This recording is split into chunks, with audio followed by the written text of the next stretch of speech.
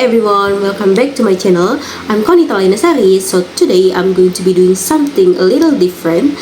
I'm going to be reviewing 10 academic articles, all centered around one topic that I think a lot of us can relate to, and that is speaking English as a foreign language. Whether you're an English student, a teacher, or just someone who's ever felt nervous speaking in English, I think you're going to find this video really interesting. And before we dive in, let me give you a quick overview of the 10 articles we're going to cover today. So here's the 10 articles. Alright, now you know that we are working with, so let's dive into each one. So, starting with a 2024 study by Al-Araj conducted in Saudi Arabia with 79 university students. The core question here is, what makes speaking so hard for EFL learners, and what do fluent speakers actually do differently? The study found that limited vocabulary was the #1 barrier, followed by lack of practice and lack of exposure to English. On the strategy side, the most effective ones were socializing with fluent speakers and organizing ideas before speaking. What is really beneficial about this article is that it doesn't just identify the problems, it gives us practical and then actionable solutions for both learners and then the teachers. The data is also presented through clear charts, which makes it everything easier for us to follow. That said, the weaknesses is since it only focuses on Saudi students, the findings might not fully apply to learners from very different cultural backgrounds. Now, moving on to 2018 study by Xian and Xiu in Taiwan involving 148 university students. Same general focus, which is speaking difficulties and strategies, but the findings here take a different turn. Unlike the first article, the biggest barrier here wasn't linguistic, it was psychological, which is nervousness, fear of making mistakes, and lack of confidence came out on top, followed by limited vocabulary and lack of speaking opportunities. And then, successful learners in the study focuses heavily on linguistic accuracy, especially pronunciation and then intonation, and also use body language like eye contact or facial expressions effectively. The benefit here is that it reminds us that speaking is not just a language problem, it is also a mental one, which is something teachers really need to keep in mind. The study is also quite thorough with 9 tables and then 2 charts, making the data very clear.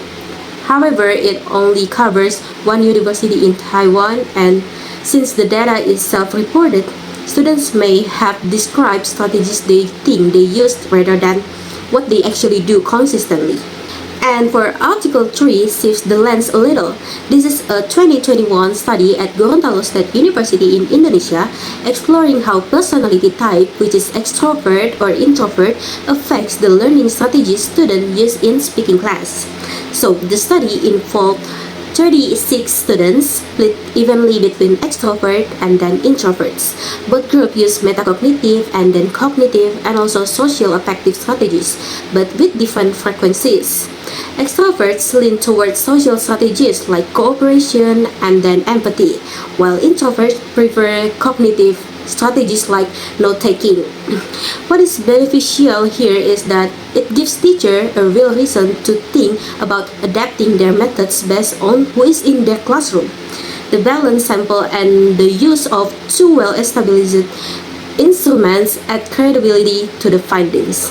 And then for the main limitation is that 36 students from one university makes it hard to generalize beyond the specific content.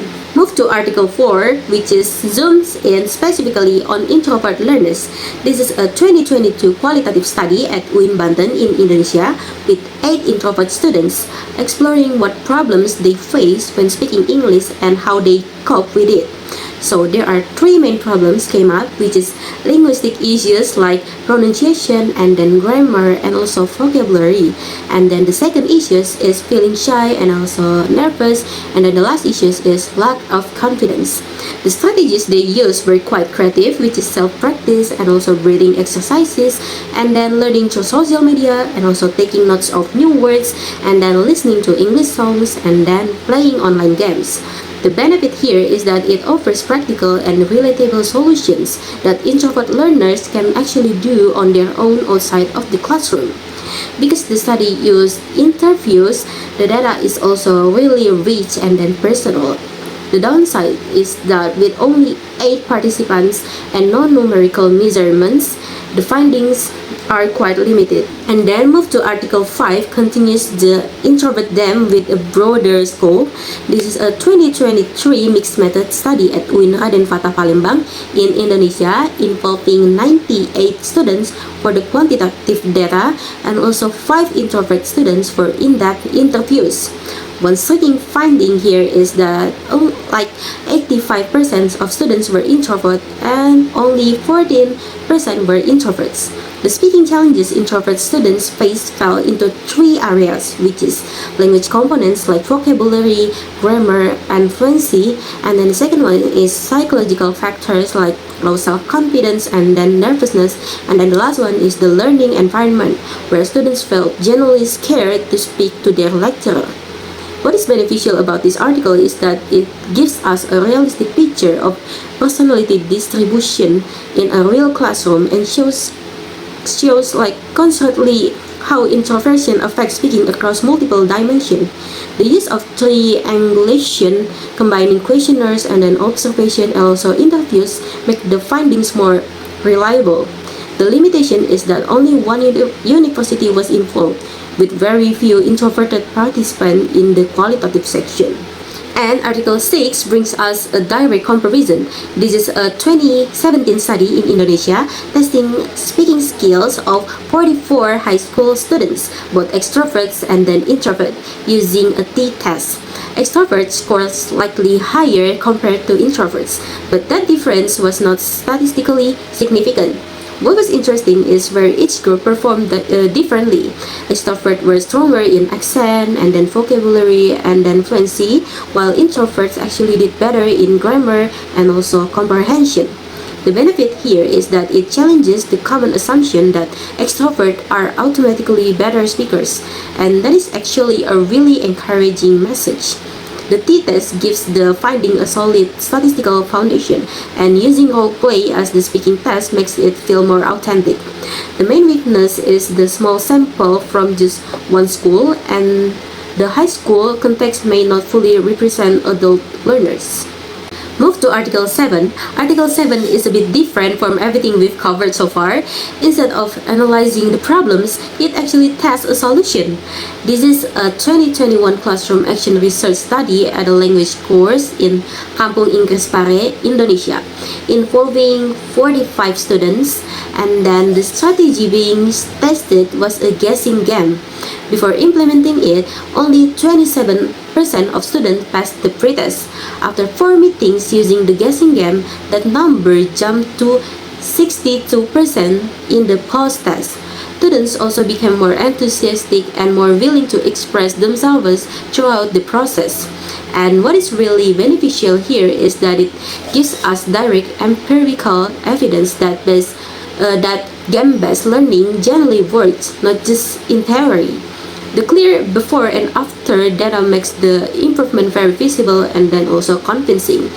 However, the study only ran for 1 week at a single private course, so it is hard to say whether these results would hold in a more formal or longer term setting. And for Article 8, Article 8 is a 2022 correlation study at Steinmeijen in Indonesia, focusing on one straightforward question, which is how strong is the relationship between being extroverted and having good speaking ability?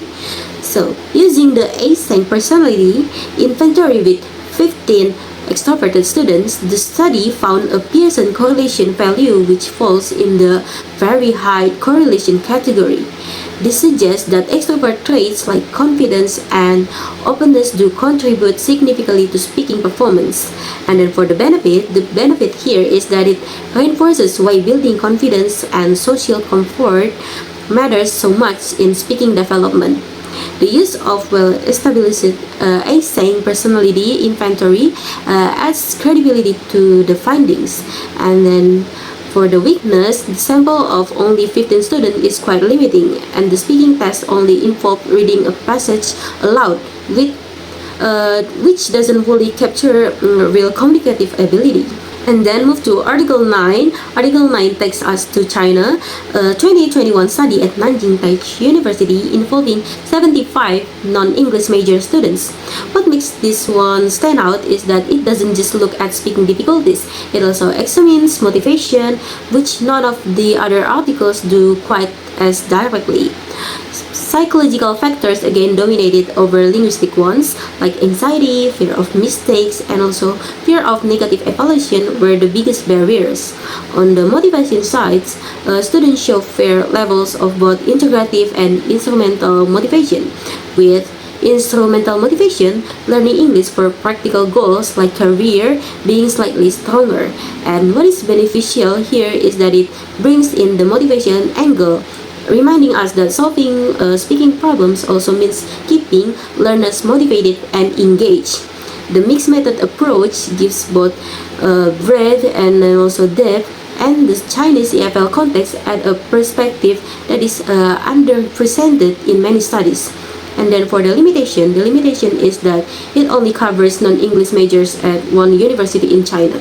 And our final article is the 2020 study at University Airlangga in Indonesia investigating foreign language speaking anxiety, its levels, its sources, and how it correlates with speaking achievement among 114 fifth semester English department students.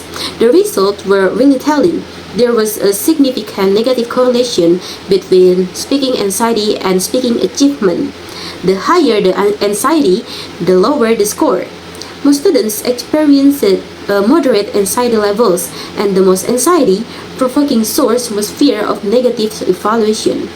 What is particularly striking is that these are English department students who are regularly exposed to English, and they still experience speaking anxiety. And then for the benefit here of the article, the benefit here is that it highlights how persistent psychological barriers can be, even for learners who are frequently exposed to the target language, and that is something every teacher needs to be aware of. The large sample of 114 students and the validated FLSAS instrument make this study very credible. The limitation is that it only covers one batch of students at one university. Alright, now let's talk about how all 10 articles connect each other. Looking at everything together, one thing is really clear, which is speaking is universally difficult, regardless of the country, whether it is Saudi Arabia, Taiwan, Indonesia, or China. EFL learners everywhere face the same core struggles. That alone tells us this is a global phenomenon, not a personal failure. Across all 10 articles, two main types of barriers keep coming up, which is linguistic and psychological. But what is really interesting is that psychological factors such as anxiety, fear of making mistakes, and then fear of negative evaluation consistently came out as more dominant than linguistics. Like in Article 2, 9, and 10 all point to this. So teachers need to go beyond just teaching vocabulary and grammar. The emotional environment in the classroom matters just as much as them. Then there is the personality dimensions explored in Articles 3, 4, 5, 6, and 8. While Article 8 shows a strong link between extroversion and speaking ability, Article 6 proves there is no statistically significant difference overall. And then introverts aren't weaker speakers, they just need different strategies and support. And finally, Article 7 ties everything together practically. The guessing game directly addresses the problems the other articles identify. It reduces anxiety, encourages interaction, and then builds confidence all at once. So these 10 articles really do form one complete picture. Speaking difficulties are multi-layered, and so are the solutions.